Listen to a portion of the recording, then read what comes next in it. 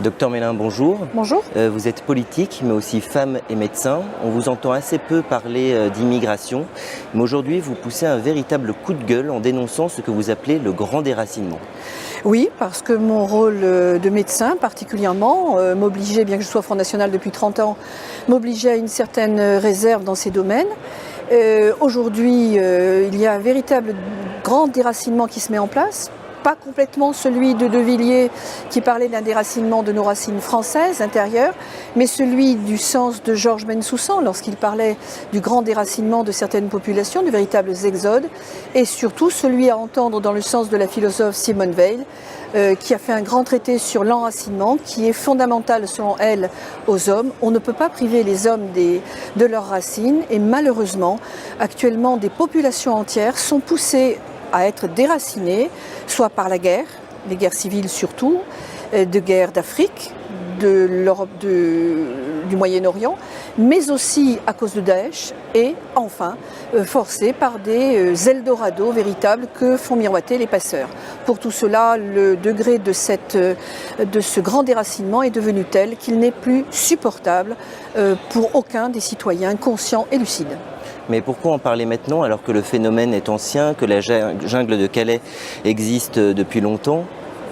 Pour la raison simple, c'est que l'Europe, depuis 3 ans, et particulièrement l'Union européenne et Mme Merkel, ont démultiplié le phénomène en faisant entrer, et ça ce sont les derniers chiffres, plus d'1,4 million de personnes en 2015, et que même si les flux diminuent un peu, le phénomène est tout à fait tel qu'on peut parler de véritable exode. Ce grand désenracinement se fait selon l'Union européenne sans espoir de retour puisqu'on ne vous parle que d'assimilation et non pas de retour au pays, ce qui serait le plus logique. Alors on entend bien, mais pourtant un accord a été trouvé avec la Turquie.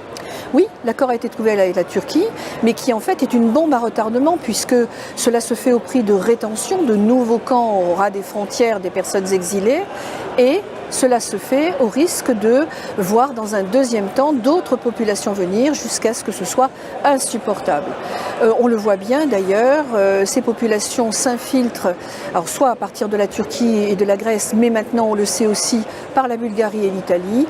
Et il y a maintenant un nombre d'irréguliers en Europe tout à fait considérable, des personnes sans attache, des personnes sans moyens et qui se retrouvent dans des situations totalement indignes. Alors on sait que ce sont des sujets que vous traitez au Parlement européen, qui sont aussi traités dans les assemblées nationales. Qu'est-ce que les citoyens, eux, peuvent faire ? Vous allez me dire, ils ne peuvent pas faire plus que les députés européens qui, hormis les souverainistes, ont véritablement cautionné ce phénomène. Ils ne peuvent pas faire plus, a priori, que les députés français qui, dans la suite de Macron, et là, il y avait une opportunité pour les citoyens d'inverser le système, cela n'a pas pu être le cas, vont continuer, les députés français nationaux et les parlementaires nationaux vont continuer d'appuyer ce système. Ils peuvent, par contre, sur le terrain, faire quelque chose. Il se trouve qu'un phénomène, un processus un peu particulier, très voyant, est en train de se mettre en place. Tout le monde est au courant, c'est la vente par le groupe Accor de 62 hôtels à une association qui s'appelle l'ADOMA et qui va gérer l'accueil de migrants, un peu de SDF, mais surtout de migrants dans une situation particulière, c'est qu'ils sont reconnus dans notre pays en attente de la reconnaissance du droit d'asile.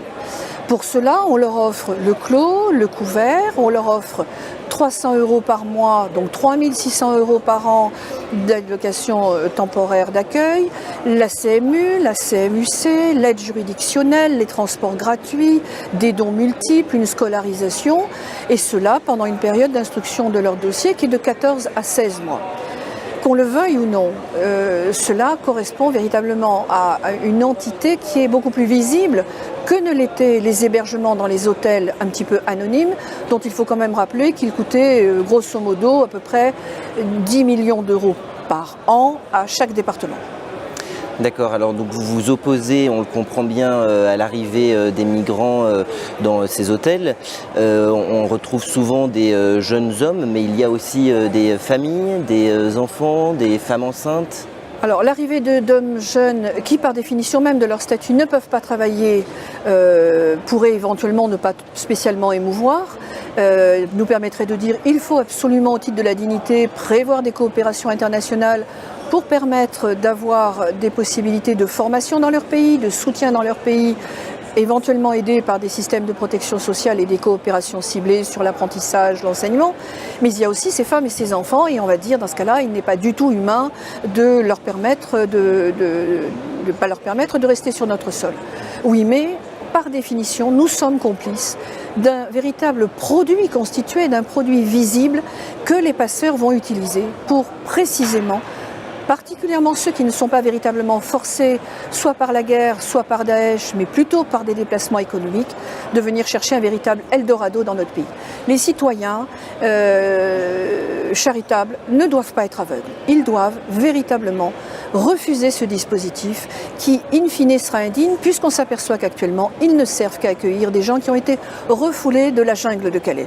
Donc ce n'est pas une solution, c'est simplement, en passant, un processus qui a des effets secondaires tout à fait nocifs.